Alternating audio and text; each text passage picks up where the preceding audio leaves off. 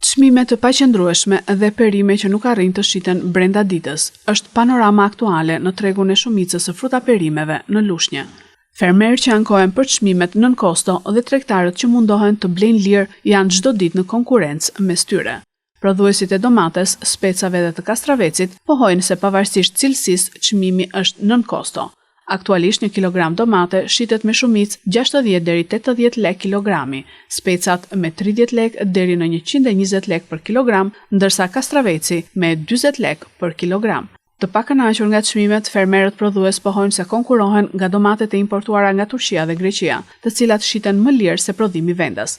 Triangulli shiter sot me 400 lek, me 305 lek, 400 lek, deri shumë maksimum me triangulleri 500 lek. Tani nuk ja vlen për të kosta që shesim neve, se neve harxojmë shumë. Harxojmë fuqi punëtore, harxojmë që hedhim këtyre serave të kuti unë janë çik çmime të larta. Me ato dhe neve nuk na del kosto. Por ne të mundojmë, mbjetojmë. Vetëm për kaq e bëjmë.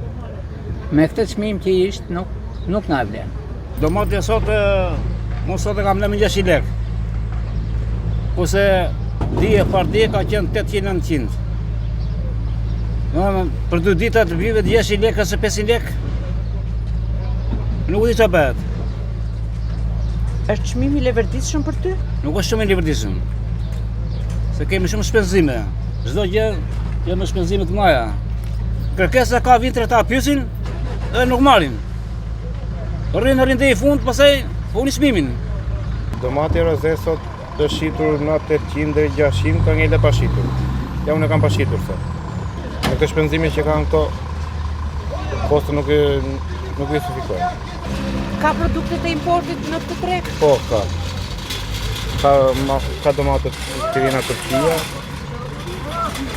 Këto njohim. Ju konkurrojnë? Normale që po. Çmimet e perimeve të stinës sipas fermerëve ose janë nën kosto ose janë të barabarta me to. Për prodhuesin e rëndësishme është të arrijnë të shesin të gjithë produktin, në të kundërt malli hidhet në plera.